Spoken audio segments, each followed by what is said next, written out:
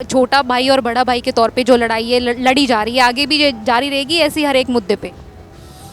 देखो, इन कानूनों ने जो ये काले कानून जिनको हम बोल रहे हैं, 3 किसान विरोधी और बिजली संशोधन बिल और एमएसपी को कानूनी गारंटी, और सरकार ने एक और काम कराया कि जो पराली जलाता है ना किसान, इस पर 1 करोड़ रुपए जुर्माना होगा जो पराली जलाएगा। किस किसान की मतलब कैपेसिटी है अगर वो 1 करोड़ रुपया पे कर सके, उसको तो जेल में ही जाना पड़ेगा। तो ये जो कानून आए ना, कानून इन्होंने पूरे भारत के किसानों को एकजुट किया है, क्योंकि जो एमएसपी है वो ज़्यादातर दिल्ली सराउंडिंग की जो स्टेट्स हैं इनमें मिलती है। तो एमएसपी का इन तीनों कानूनों में कोई जिक्र नहीं है।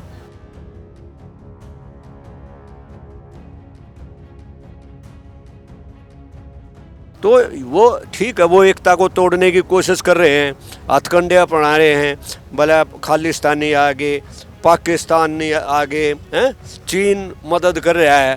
ये हर शासक ही करता है लोगों में फूट डालने के लिए, लेकिन ये आंदोलन स्टेप बाय स्टेप आगे बढ़ रहा है और सरकार के घुटने टिकवा देंगे अगर वो ये कानून जब तक वापस नहीं लेगी। ਤੁਹਾਡੇ ਤੋਂ मैं जानना ਚਾਹਾਂਗੀ क्योंकि ਸਾਡੇ ਦੇਸ਼ ਦੇ ਵਿੱਚ ਕ੍ਰਾਈਮ ਅਗੇਂਸਟ ਵੀਮਨ ਜਿਹੜਾ ਹੈ ਸਭ ਤੋਂ ਜ਼ਿਆਦਾ ਮੰਨਿਆ ਜਾਂਦਾ ਹੈ। ਜਿਸ ਦੇਸ਼ ਦੇ ਵਿੱਚ ਔਰਤ ਅੱਧੀ ਰਾਤ ਨੂੰ ਇਕੱਲੀ ਸੜਕ ਤੇ ਜਾ ਨਹੀਂ ਸਕਦੀ, ਸੁਰੱਖਿਅਤ ਨਹੀਂ ਹੈ, ਉਸ ਦੇਸ਼ ਦੇ ਵਿੱਚ ਜੰਤਰ ਮੰਤਰ ਤੇ ਜਾ ਕੇ ਆਪਣੇ ਹੱਕਾਂ ਦੀ ਆਵਾਜ਼ ਬੁਲੰਦ करना किस तरह ਦਾ लग रहा है? ये बहुत अच्छा लग रहा है क्योंकि अभी देख रहे हैं जिस तरह से जो आपने ही बोला कि आज महिलाओं के लिए कहीं भी कोई सुरक्षा नहीं है। इवन वो घर के अंदर भी सुरक्षित नहीं है। घर के अंदर स्कूल में हो, कॉलेज में हो, ट्रेन में हो, बस में हो, कहीं सुरक्षित नहीं है। लेकिन एक ऐसे समय में महिलाएं जाके संसद अपने अलग से बना के बोल रही हैं, ये पूरे देश के लिए गर्व की बात है। महिलाओं के लिए तो गर्व की बात है ही, पूरे देश के लिए गर्व की बात है।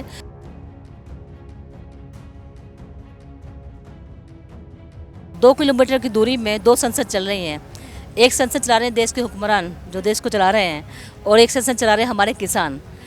तो वहाँ पर वो 200 किसानों की परमिशन मिली कि डेली 200 किसान ही जाएंगे, उससे ज़्यादा नहीं जा सकते। उसके बावजूद भी वो क्या होगा, उनका आधार कार्ड, उनका नंबर, सब कुछ पुलिस के पास पहले ही चला जाएगा, और यहीं से एसकेएम का जो ऑफिस है वहीं से वो बस में चढ़ेंगे, उनकी हाई सिक्योरिटी के तहत वो चढ़ेंगे। फिर अंबर होटल है यहाँ पर पीछे जाके, दिल्ली में वो आता है, तो वहाँ पर उनकी पूरी सिक्योरिटी, पूरा जांच होगी, पूरी कितना काउंटिंग है, कितने आए हैं, किसके पास कोई सामान तो नहीं है, कुछ ऐसा चीज़ तो नहीं है जो किसी को नुकसान पहुँच सकता है। और साथ साथ आगे पीछे पूरा हुजूम चलेगा पुलिस का, और हर बस के दाएं और बाएं 2-2 बाइक चलेगी पुलिस की। कोई नीचे उतर नहीं सकता, कोई वहाँ बीच में चढ़ नहीं सकता, इस तरह का है। और जब हम जंतर मंतर में पहुँचते हैं तो जो बस जो पहुँचेंगी वो बस पहुँचेंगी बिल्कुल जंतर मंतर उस पिंजरे के अंदर, जो पिंजरा उन्होंने बनाया है किसानों के लिए। मैं उसे संसद, हम को मान दे रहे हैं संसद का, लेकिन उन्होंने हमारे लिए एक पिंजरा बना दिया है।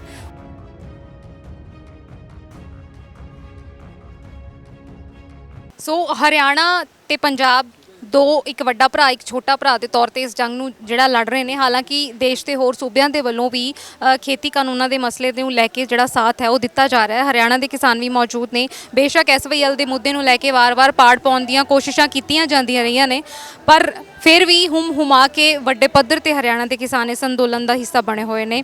सर, क्या कहना चाहेंगे आप इस आंदोलन के बारे में? क्योंकि पंजाब और हरियाणा में किसी न किसी मुद्दे को लेके, बेशक वो पानी का मुद्दा हो या कोई भी मुद्दा हो, लड़ाई करवाने की कोशिश की जाती रही है, लेकिन अभी जो इस आंदोलन में हो रहा है कि छोटा भाई और बड़ा भाई के तौर पर जो लड़ाई है लड़ी जा रही है, आगे भी जारी रहेगी ऐसी हर एक मुद्दे पर। देखो, इन कानूनों ने जो ये काले कानून जिनको हम बोल रहे हैं, 3 किसान विरोधी और बिजली संशोधन बिल और एमएसपी को कानूनी गारंटी, और सरकार ने एक और काम कराया कि जो पराली जलाता है ना किसान, इस पर 1 करोड़ रुपए जुर्माना होगा जो पराली जलाएगा। किस किसान की मतलब कैपेसिटी है अगर वो 1 करोड़ रुपया पे कर सके, उसको तो जेल में ही जाना पड़ेगा। तो ये जो कानून आए ना, कानून इन्होंने पूरे भारत के किसानों को एकजुट किया है, क्योंकि जो एमएसपी है वो ज़्यादातर दिल्ली सराउंडिंग की जो स्टेट्स हैं इनमें मिलती है। तो एमएसपी का इन तीनों कानूनों में कोई जिक्र नहीं है, क्योंकि कुछ लोग उठा रहे थे एमएसपी है, एमएसपी थी, एमएसपी रहेगी। ये बहुत झूठी बात है। जब ये कानून लाए हैं तो एमएसपी अपने आप ही ख़त्म हो जाएगी। क्यों ख़त्म हो जाएगी? अब वो जो माल है, जो भी प्रोडक्ट्स है, वो सीधा उनके गोदाम में जाएगा, मंडी में आएगा ही नहीं। और मंडी इसलिए ख़त्म हो जाएगी कि वो थोड़ा ज़्यादा रेट दे देंगे। अब ये तो सभी जानते हैं, आप सब्जी मंडी में जाते हो, अगर 1 रुपये का भी फ़र्क है तो ग्राहक जहाँ कम है वहीं से लेता है। तो इसमें जहाँ ज़्यादा रेट मिलेगा भाई वो किसान तो वहाँ जाके बेचेगा। तो शुरू में बड़ी बड़ी कंपनियाँ इस मंडी को मारने के लिए, जो सरकारी मंडी है, वो थोड़ा दाम ज़्यादा दे देंगे। यही कॉन्ट्रैक्ट खेती है।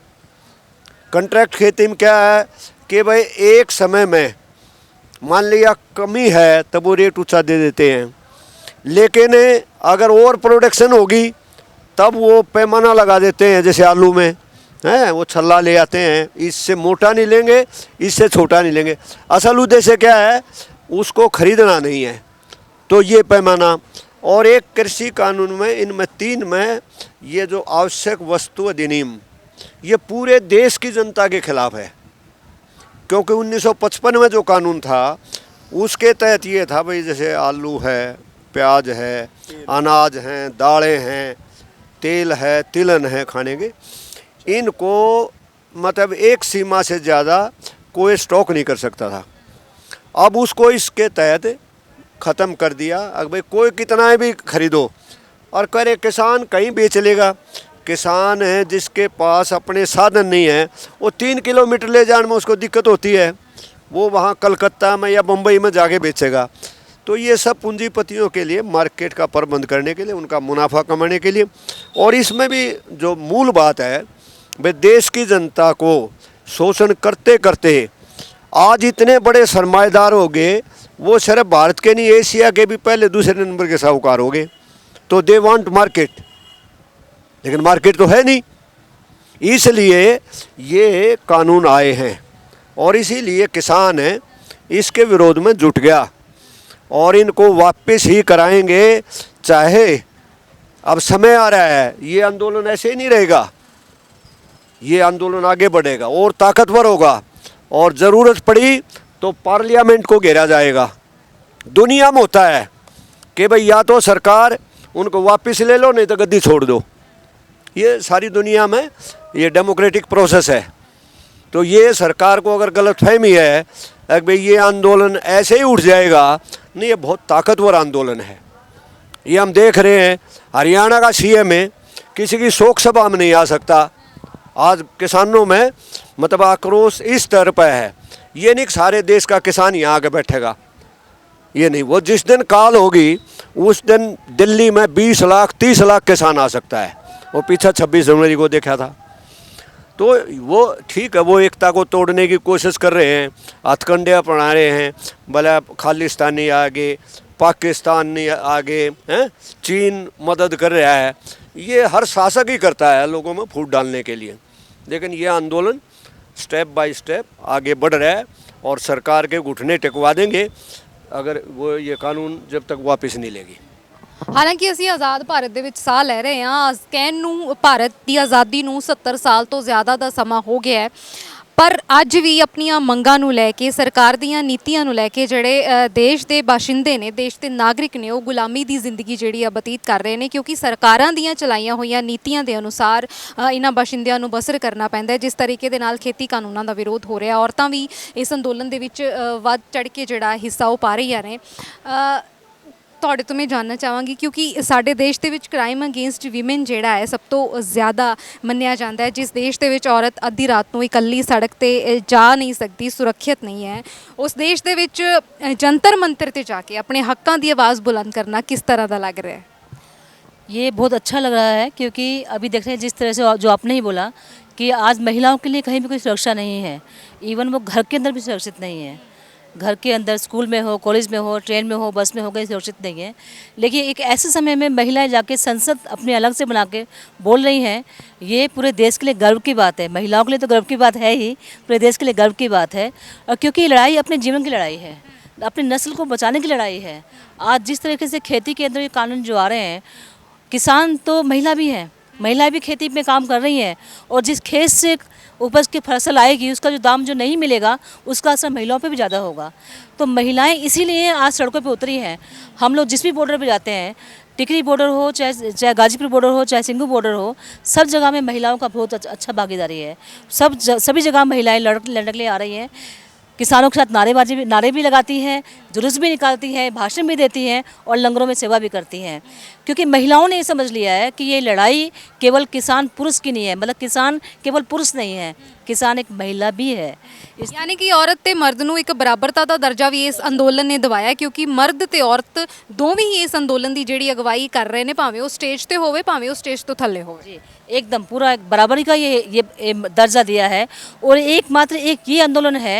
मैं तो जो मतलब मैंने नहीं सुना कि आज़ादी के बाद भी या उससे पहले भी कोई ऐसा आंदोलन हुआ हो जिसमें महिलाओं की इस तरह की भागीदारी रही हो, जिसमें महिलाओं को एक बराबर का दर्जा दिखाने की बात हुई हो। ये एक ऐसा आंदोलन है। नेताजी सुभाष चंद्र बोस ने ज़रूर एक प्रयास किया था कि उन्होंने महिलाओं की वाहिनी बनाई थी जिसमें जो लड़ने के लिए, लेकिन उसके बाद ये कि पहला आंदोलन है जहाँ पर महिलाओं ने भागीदारी निभा रही हैं इसमें लड़ने के लिए।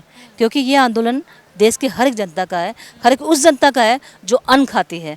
और अन्न खाने वाला अगर आज भी खामोश है तो समझ लीजिए वो इंसान होने के लायक नहीं है।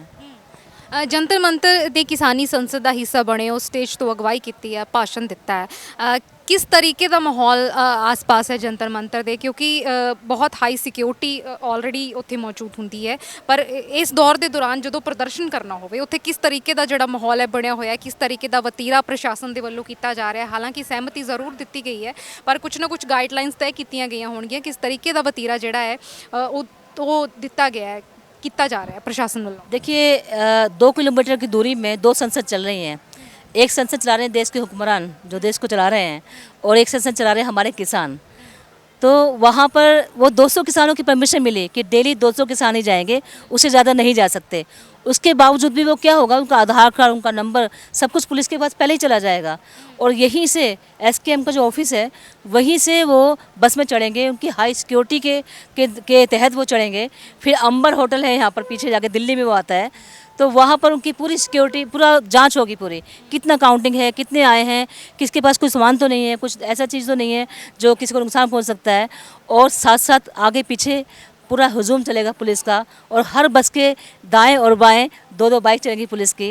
कोई नीचे उतर नहीं सकता, कोई वहाँ बीच में चढ़ नहीं सकता, इस तरह का है। और जब हम जंतर मंतर में पहुँचते हैं तो जो बस जो पहुँचेंगी वो बस पहुँचेंगी बिल्कुल जंतर मंतर कुछ उस पिंजरे के अंदर, जो पिंजरा उन्होंने बनाया है किसानों के लिए। मैं उसे संसद, हम को मान दे रहे हैं संसद का, लेकिन उन्होंने हमारे लिए एक पिंजरा बना दिया है। उस पिंजरे के अंदर बस एंटर होंगी, उसके बाद वहाँ से वो शेर, 200 शेर, हम उनको शेर बोलते हैं, हाँ, वो 200 शेर उसमें जाएंगे और अपनी बात को बोलेंगे, फिर वहीं से ही आएंगे। किसी को निकलने की इजाज़त नहीं है। मैं जिस दिन वहाँ गई थी, मैं रिक्वेस्ट करके, बहुत ही रिक्वेस्ट करके, मैं दिल्ली, क्योंकि मेरे को दिल्ली जाना था, जब मैं बाहर निकली हूँ तो मेरी रिक्वेस्ट को मान लिया गया बहुत कोशिशों के बाद में। मैंने देखा कि जंतर मंतर के उस संसद के पास से और जब बस स्टैंड तक मुझे आना है, मुझे 5 बैरिकेड पार करके आना पड़ा, जिसमें एक बैरिकेड में कम से कम 50 पुलिस वाले थे जो चेकिंग कर रहे थे। क्यों आप जाएंगे, कैसे जाएंगे, आपके बैग में कोई झंडा तो नहीं है, कोई डंडा तो नहीं है, कोई और तो चीज़ नहीं है, चेक करवाइए। तो इतना डर पुलिस वालों को, ਯਾਨੀ ਕਿ ਹਥਿਆਰਾਂ ਵਾਲੀ ਪੁਲਿਸ, ਹਥਿਆਰਾਂ ਨਾਲ ਲੈਸ ਪੁਲਿਸ ਜਿਹੜੀ ਆ ਨੇ ਹੱਥਿਆਂ ਕੋਲੋਂ ਡਰ ਰਹੀ ਸੀ। ਜਿਨ੍ਹਾਂ ਦੇ ਕੋਲ ਹਥਿਆਰ ਨਹੀਂ, ਡੰਡਾ ਨਹੀਂ, ਉਹਨਾਂ ਕੋਲੋਂ ਜਿਹੜਾ ਡਰ ਹੈ ਉਹ ਜ਼ਾਹਿਰ ਕੀਤਾ ਜਾ ਰਿਹਾ। वो उसके डर है। क्यों डर है? क्योंकि वो सत्ता में बैठे लोग जानते हैं कि हम गलत कर रहे हैं, और जो देश की जनता, देश के किसान जो लड़ रहे हैं वो सही आवाज़ है, इसलिए सही बात को दबाने के लिए हथियारों की ज़रूरत पड़ती है। तो इसीलिए वो निहत्थे किसानों को जो केवल आवाज़ उठा के, अपने नारे उठा के वहाँ पहुँचे हैं, उनको दबाने का इतना प्रयास किया जा रहा है। लेकिन मैं शुक्र मनाऊँगी जो सोशल मीडिया का जो चैनल हैं, वो यूट्यूब चैनल, जिन्होंने इस चीज़ को बहुत फैलाया है। आज जो नेशनल चैनल है वहाँ कुछ नहीं दिखा रहे हैं मूवमेंट का, लेकिन सोशल मीडिया पर छोटे छोटे चैनल बहुत अच्छे से इस मूवमेंट को चला रहे हैं। आपने एक सवाल पूछा था, मुझे मन किया कि मैं इसको जवाब दे दूं कि ये लाल निशान वाली बात जो आपने पूछी थी, आप देखिए कि नंदीग्राम में एक आंदोलन हुआ था किसानों का, जहाँ पर वहाँ की जो सरकार थी, कम्युनिस्ट सरकार थी वहाँ पर, उसने नंदीग्राम के किसानों से उनके 1 साल की 3 फसल की ज़मीन को छीन कर टाटा को दे दिया कंपनी लगाने के लिए। कलकत्ता से मात्र 200 किलोमीटर की दूरी में नंदीग्राम है, वहाँ क्यों दिया गया? इतनी ज़्यादा ऐसी ज़मीन पड़ी जो बंजर है, जहाँ पर वो दे सकते थे, लेकिन उन्होंने बोला कि नहीं, हम एक किसान के परिवार को, हाँ SCZ भी आया, उन्होंने बोला कि हम एक किसान के परिवार को एक नौकरी देंगे।